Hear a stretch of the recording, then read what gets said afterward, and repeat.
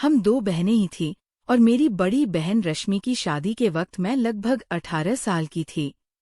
हम दोनों बहनों की उम्र में काफी फर्क था, लेकिन दीदी मेरी इकलौती बहन थी, इसलिए उनसे मेरा बहुत गहरा लगाव था। शादी के दिन जब उनकी विदाई हो रही थी तो मेरा रो रो कर बुरा हाल था। मैं बार बार दीदी से लिपटकर रो रही थी। तभी मेरे जीजा राजीव ने मुझे अपने पास बैठाया और बहुत प्यार से मेरा हाथ पकड़कर बोले, माही रोने की क्या बात है, साली भी तो अपनी ही होती है, जब भी तुम्हारा दिल चाहे हमारे घर चली आना। उनकी आवाज सुनकर मुझे थोड़ा सुकून मिला और मेरे चेहरे पर हल्की सी मुस्कान आ गई।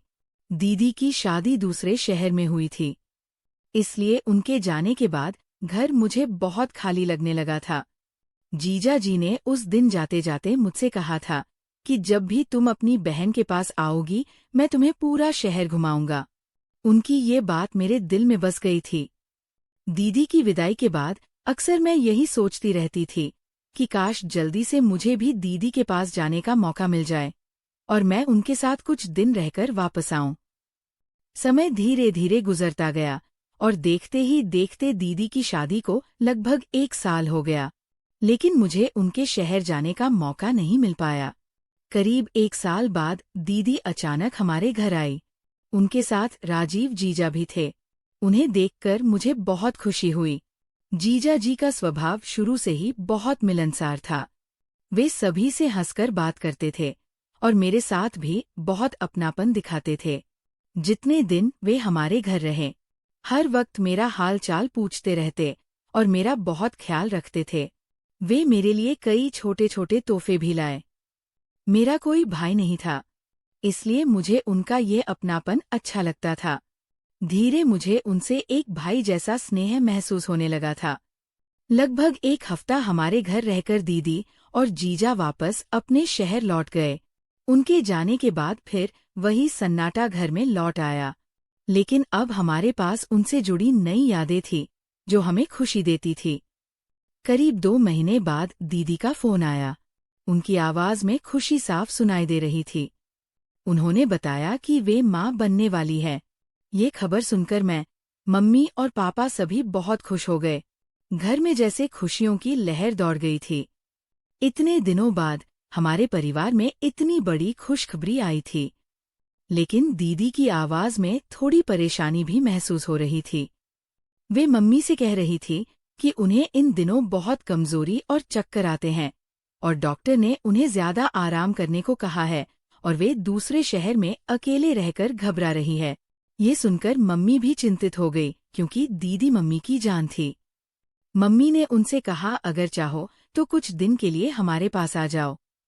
लेकिन दीदी ने बताया कि डॉक्टर ने लंबा सफर करने से मना किया और राजीव भी उन्हें इतनी हालत में अकेले भेजने को तैयार नहीं है।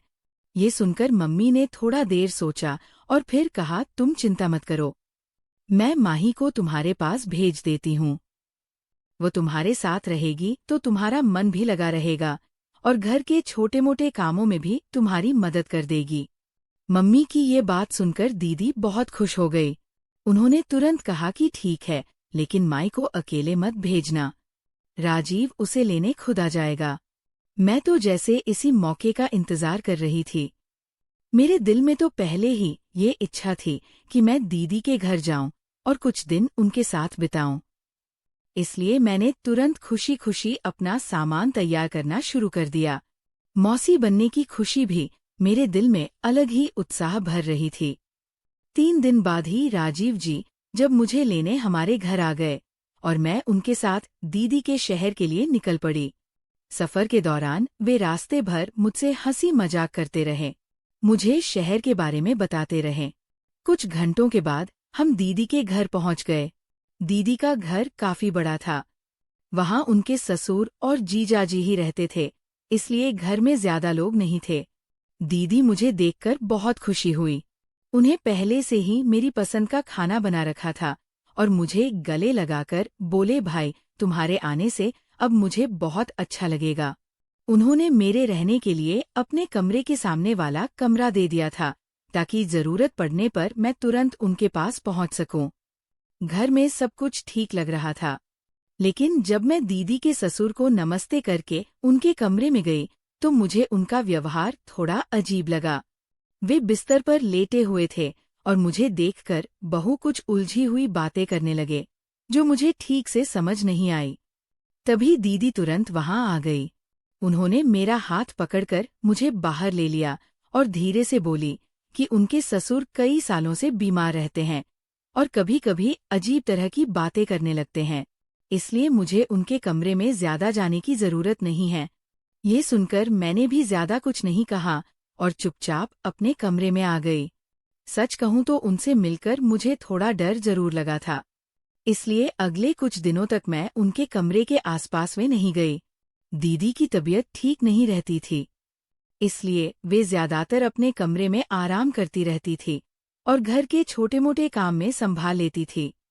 जीजा जी अक्सर मेरा हाल पूछ लेते और कहते कि अगर किसी चीज की जरूरत हो तो बता देना।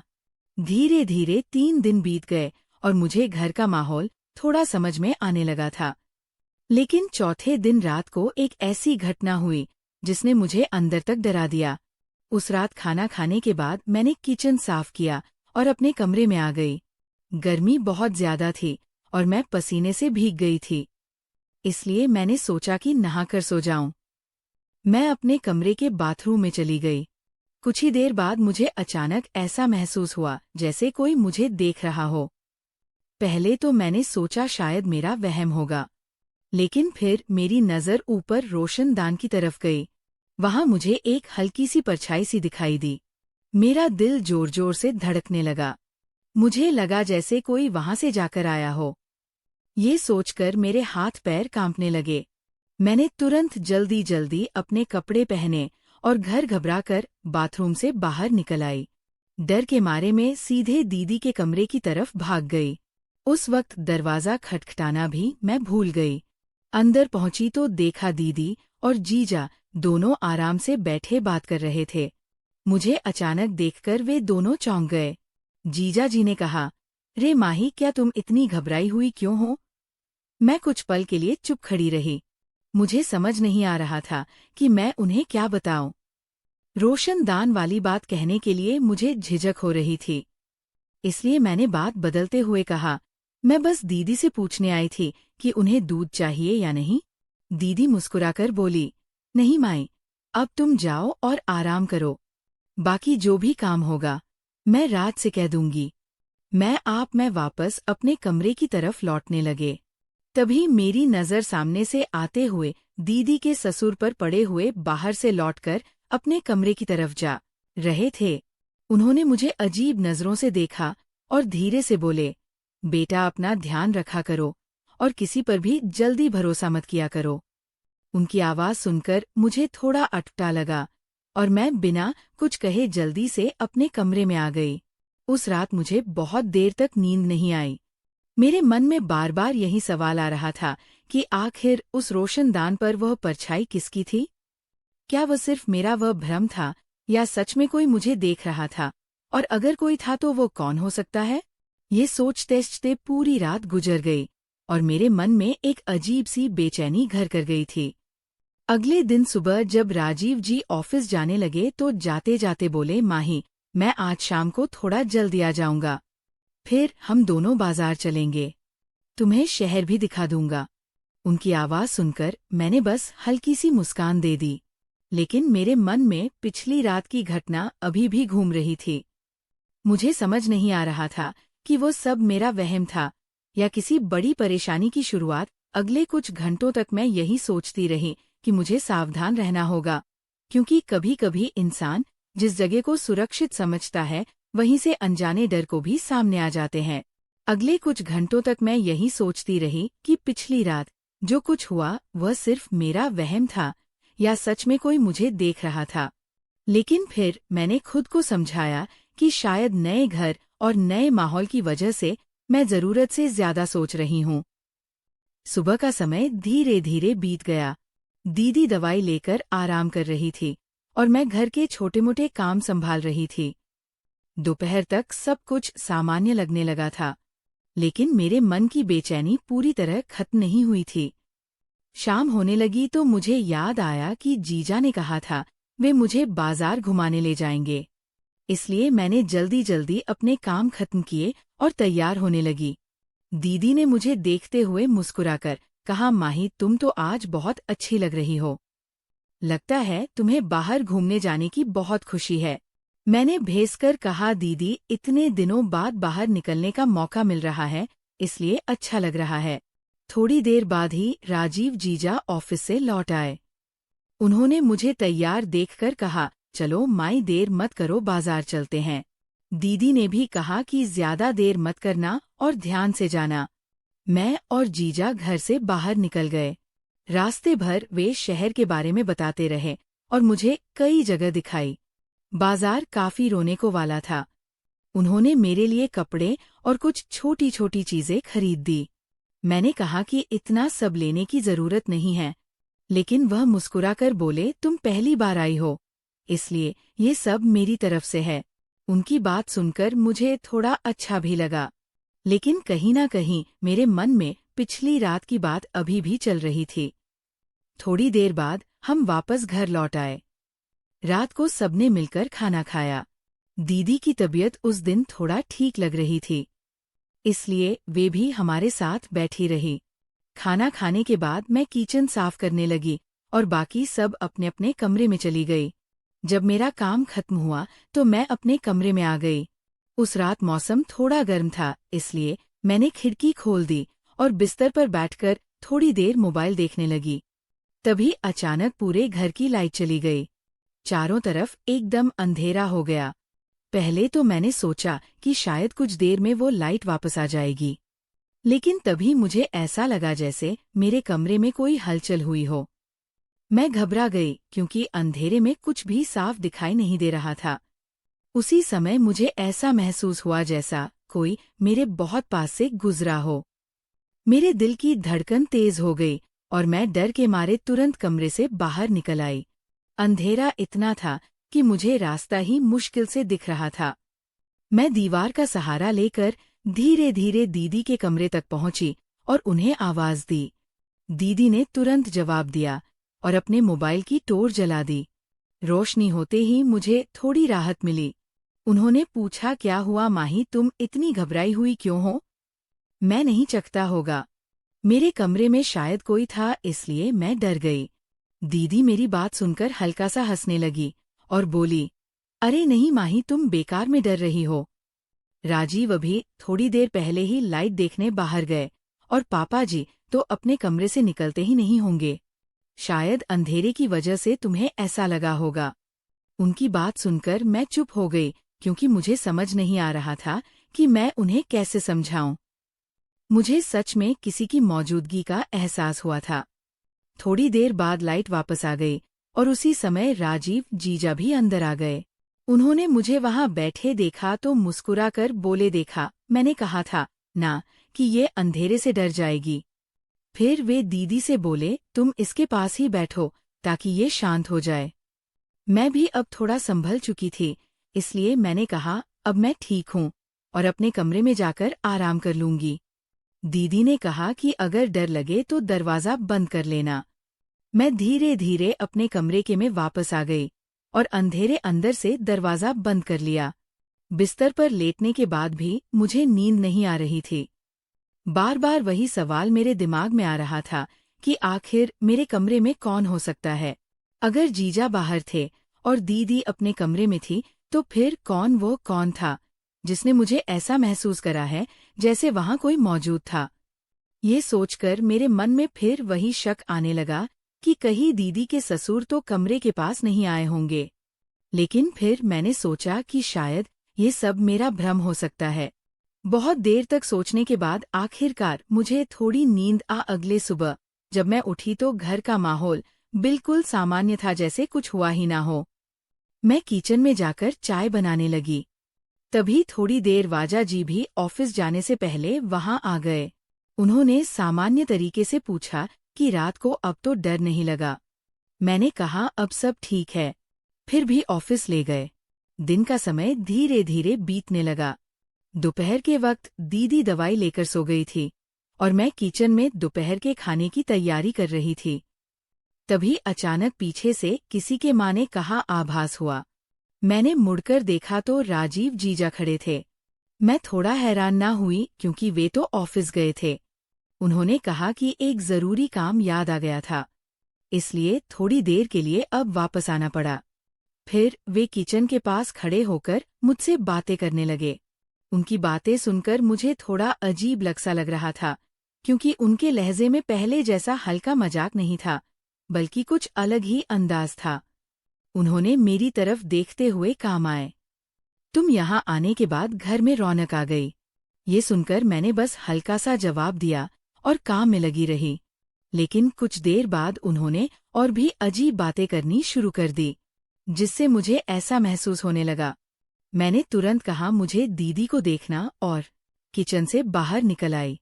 उस समय मेरे मन में एक अजीब सा डर पैदा हो गया था। मुझे अब समझ आने लगा था कि शायद मेरे साथ जो कुछ हो रहा है वो सिर्फ मेरा भ्रम नहीं था, बल्कि घर में कुछ ऐसा था जिसे मैं अभी तक पूरी तरह समझ नहीं पाई थी। मैंने तय किया कि अब मुझे ज्यादा सावधान रहना होगा और हर बात को ध्यान से देखना होगा, क्योंकि कई बार खतरा वहां से आता है जहां हम सबसे ज्यादा उम्मीद रखते हैं।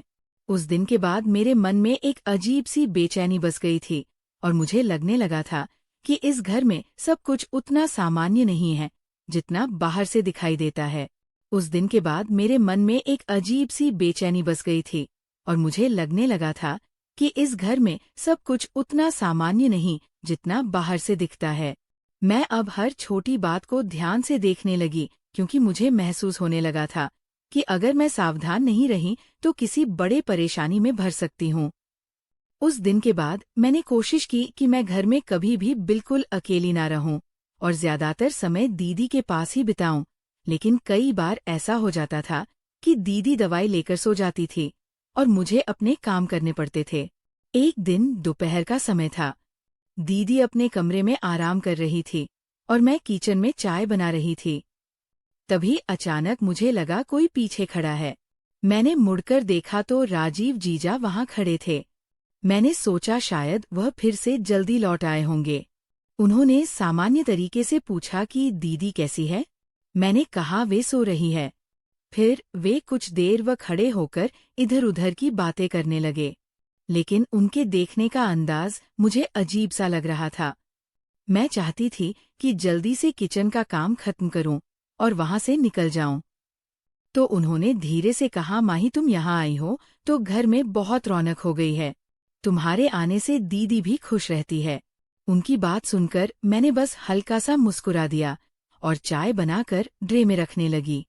तभी उन्होंने थोड़ा और करीब आकर कहा कि तुम्हें यहाँ किसी चीज की जरूरत हो तो मुझसे कह देना, मैं हमेशा तुम्हारी मदद के लिए हूँ। उनके इस अंदाज से मुझे ऐसे महसूस हुआ, इसलिए मैंने तुरंत ट्रे उठाई और कहा कि दीदी को चाय दे आती हूँ। इतना कहकर मैं वहां से बाहर आ गई।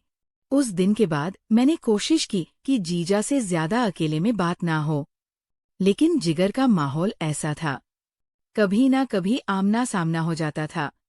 शाम को जब ये ऑफिस से लौटते तो दीदी के पास बैठकर बातें करते और कभी कभी मुझसे भी हालचाल पूछ लेते। ऊपर से सब कुछ समय लगता था, लेकिन मेरे मन का डर कम नहीं हो रहा था। उस रात एक और अजीब घटना हुई। रात का समय था और मैं अपने कमरे में सोने की तैयारी कर रही थी। तभी अचानक फिर से कुछ देर के लिए बिजली चली गई। घर में अंधेरा फैल गया। मैं पहले से ही डरी हुई थी, इसलिए मैंने तुरंत अपने कमरे का दरवाजा बंद कर लिया। कुछ पल बाद मुझे लगा जैसे कमरे के बाहर किसी के कदमों के आठ हो। मैंने ध्यान से सुनने की कोशिश की, लेकिन फिर सब शांत हो गया। धीरे थोड़ी देर बाद लाइट वापस आ गई और मैंने रात की सांस ली। उस रात में काफी देर तक जागती रही और सोचती रही कि आखिर ये सब क्या हो रहा है। अगले दिन सुबह मैंने तय किया कि मुझे ज्यादा सतर्क रहना होगा, क्योंकि अब मुझे लगने लगा था कि मेरे साथ जो हो रहा है वैसे सहयोग नहीं है। उसी दिन दोपहर के समय एक ऐसी बात हुई जिसने मेरे मन में डर को और भी बढ़ा दिया। उस समय दीदी अपने कमरे में आराम कर रही थी और मैं किचन में सब्जी काट रही थी। तभी राजीव जीजा फिर से घर आ गए।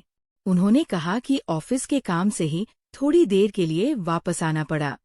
फिर वे किचन के पास खड़े होकर मुझसे बात करने लगे। पहले तो उन्होंने सामान्य बात की, लेकिन कुछ देर बाद उनका अंदाज बदलने लगा। उन्होंने मेरी तरफ देखते हुए कहा कि माही, तुम्हें देखकर लगता है कि तुम अब पहले से ज्यादा समझदार हो गई हो। मैं उनकी बात सुनकर चुप रही, क्योंकि मुझे समझ नहीं आ रहा था कि क्या जवाब दूं। फिर उन्होंने कहा कि तुम यहाँ आई हो तो मुझे भी अच्छा लगता है, क्योंकि घर में अब अकेलापन नहीं लगता। उनकी बातों का तरीका मुझे बिल्कुल अच्छा नहीं लग रहा था। इसलिए मैंने काम खत्म करने का बहाना बनाया और किचन से बाहर निकलने लगी। तभी उन्होंने कहा कि माई, तुम इतनी जल्दी क्यों जा रही हो? मैं बस तुमसे कुछ बात करना चाहता था। मैंने बिना उनकी तरफ देखे कहा कि दीदी को मेरी जरूरत हो गई। मैं जल्दी से वहां से निकल गई। उस समय मेरे दिल की धड़कन तेज हो गई थी। मुझे साफ महसूस होने लगा कि उनका व्यवहार पहले जैसा नहीं था। मैं सीधे अपने कमरे में चली गई और दरवाजा बंद कर लिया। कुछ देर बाद वे शायद वापस ऑफिस चले गए थे, लेकिन मेरे मन में डर और बढ़ गया था। शाम को जब दीदी अपने कमरे से बाहर आई तो उन्होंने देखा कि मैं चुपचाप बैठी। उन्होंने पूछा कि क्या हुआ? तुम आज बहुत शांत लग रही हो। मैंने मुस्कुराकर कहा कि वैसे थोड़ी थकान है और कुछ नहीं। उन्हें परेशान नहीं करना चाहती थी, क्योंकि डॉक्टर ने उन्हें ज्यादा तनाव लेने से मना किया था। रात को हम सब साथ में खाना खाया और फिर अपने कमरे में चले गए। लेकिन मेरे मन में अब ये सवाल बार बार उठ रहा था कि मुझे यहाँ रहना चाहिए या वापस घर लौट जाना चाहिए। मैं कई बार सोचती थी कि मम्मी पापा को सब बता दूं, लेकिन फिर दीदी की हालत याद आ जाती और मैं चुप रह जाती। अगले दिन शाम के समय अचानक दीदी की तबीयत फिर से खराब हो गई। वे अपने कमरे से निकलकर बाहर आ रही थी कि अचानक उनका संतुलन बिगड़ गया और वे गिरते गिरते बची। मैं तुरंत भागकर उनके पास गई और उन्हें संभालकर बिस्तर पर लेटाया। वे पीठ पकड़कर दर्द की शिकायत कर रही थी। मैं बहुत घबरा गई थी। मैंने कहा कि हमें डॉक्टर के पास जाना चाहिए, लेकिन उन्होंने मेरा हाथ पकड़कर कहा, माही, तुम कहीं मत जाओ। मुझे भी तुम्हारी जरूरत है। अगर तुम चली गई तो मैं यहाँ बिल्कुल अकेली रह जाऊंगी। उनकी बात सुनकर मैं चुप हो गई, क्योंकि उस हालत में उन्हें छोड़ना मुझे भी ठीक नहीं लग रहा था। उसी समय राजू जीजा भी घर आ गए। दीदी ने उन्हें बताया कि अचानक चक्कर आने से उनकी तबीयत खराब हो गई है। ये सुनकर वे भी चिंतित दिखाई दिए। उन्होंने मुझसे कहा कि तुम दीदी के पास बैठो, मैं पानी लेकर आता हूँ। उस समय मुझे लगा कि शायद मैं ही बेकार में ज्यादा सोच रही थी, क्योंकि सामने से कुछ सामान्य ही दिखाई दे रहा था। लेकिन मेरे दिल के अंदर जो डर बैठ गया था वो अभी भी खत्म नहीं हुआ था। मुझे ऐसा लगने लगा था कि इस घर में कोई ऐसा सच छिपा है जो अभी सामने नहीं आया, और शायद बहुत जल्दी मुझे उसे सच्चाई का सामना करना पड़ेगा। उस रात में बहुत देर तक सो नहीं सकी। बार बार वही सवाल मेरे मन में घूम रहा था कि आखिर मुझे यहाँ रुकना चाहिए या घर वापस लौट जाना चाहिए।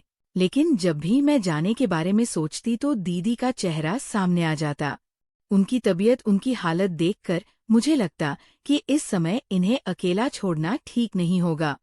अगले दिन सुबह जब मैं उठी तो घर में सामान्य माहौल था। दीदी की तबीयत पहले से थोड़ी बेहतर लग रही थी।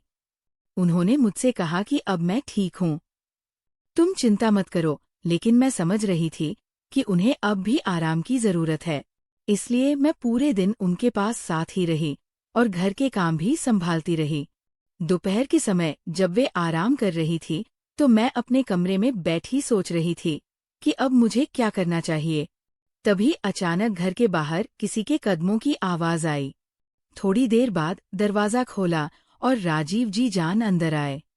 वे शायद ऑफिस से थोड़ा जल्दी घर लौट आए। उन्होंने मुझे देखकर कहा कि दीदी कैसी है? मैंने कहा कि अब ठीक है और आराम कर रही है। फिर कुछ देर वही खड़े रहे। फिर बोले, माही, अगर तुम्हें कभी भी कोई परेशानी लगे तो मुझे बता देना। मैं चाहता हूँ कि इस घर में तुम्हें बिल्कुल असहज महसूस ना हो। उनकी आवाज सुनकर मैं कुछ पल के लिए चुप रह गई, क्योंकि पिछले कुछ दिनों की घटनाओं ने मेरे मन में उनके प्रति विश्वास को कमजोर कर दिया था। मैंने बस इतना कहा कि सब ठीक है और मैं दीदी के कमरे में चली गई। उषा, मैं मन ही मन ये तय कर चुकी थी कि मुझे पापा से बात करनी होगी, लेकिन उससे पहले मैं दीदी की हालत थोड़ी और ठीक होते देखना चाहती थी। शाम को जब दीदी अपने कमरे से बाहर आई तो उन्होंने देखा कि वह काफी देर से चुप बैठी। उन्होंने प्यार से मेरा हाथ पकड़कर पूछा, माही सच बताओ, क्या बात है? तुम कुछ परेशान लग रही हो। पहले तो मैं टालने की कोशिश करती रही, लेकिन फिर मुझे लगा कि अब सच्चाई छुपाने से बात और बिगड़ सकती है। मैंने धीरे धीरे उन्हें बताया कि पिछले कुछ दिनों से मुझे कई बार अजीब सी घटनाएं महसूस हुई है और मैं डर गई थी। मेरी बात सुनकर दीदी कुछ देर तक चुप रही। फिर उन्होंने गहरी सांस लेकर कहा, माँ, शायद हमें खुलकर बात करनी चाहिए। मैं हैरानी से उनकी तरफ देखने लगी। तब उन्होंने कहा कि कई बार इंसान कुछ सच्चाइयों से बचने की कोशिश करता है, लेकिन सच ज्यादा देर तक चेप नहीं रहता। उन्होंने बताया कि घर में पिछले कुछ समय से कई तरह की गलतफहमियां और तनाव चल रहा है, जिसकी वजह से माहौल भी ठीक नहीं रहा। मैं उनकी बात ध्यान से सुनती रही। तभी उसी समय बाहर से आवाज आई और दीदी के ससुर कमरे से बाहर आए। उन्होंने हमें साथ बैठे देखा तो धीरे से बोले, बेटा, अगर कोई परेशानी हो तो उसे छिपाना नहीं चाहिए, क्योंकि कई बार चुप रहना ही सबसे बड़ी गलती बन जाता है। उनकी बात सुनकर मुझे लगा कि शायद वे सब कुछ समझ चुके हैं। उन्होंने बहुत शांत तरीके से कहा, अगर तुम्हें यहाँ सुरक्षित महसूस नहीं होता तो सबसे पहले अपने घर वालों को बताना चाहिए, क्योंकि परिवार की वो जगह है जहाँ से इंसान को सही सहारा मिलता है। उनकी ये बात सुनकर मेरे मन का डर कुछ कम हुआ। उसी समय मैंने तय किया कि अब मुझे पापा से बात करनी ही चाहिए। मैंने फोन उठाया और पापा को कॉल किया। जब उन्होंने मेरी बात सुनी तो वह तुरंत पूछने लगे कि सब ठीक तो है। फिर उन्होंने धीरे धीरे पूरी स्थिति बताई कि मैं यहाँ कुछ दिनों से असहज महसूस कर रही हूँ और घर वापस आना चाहती हूँ। पापा मेरी बात सुनकर बहुत गंभीर हो गए। उन्होंने कहा कि तुम चिंता मत करो, मैं सुबह ही तुम्हें लेने आ जाऊंगा। उस रात मुझे कई दिनों बाद थोड़ा सुकून मिला, क्योंकि मुझे लग रहा था कि मैं जल्दी अपने घर वापस जा सकूंगी। अगले दिन सुबह पापा सच में जल्दी ही वहां पहुंच गए। उन्हें देखते ही मेरी आंखों में आंसू आ गए।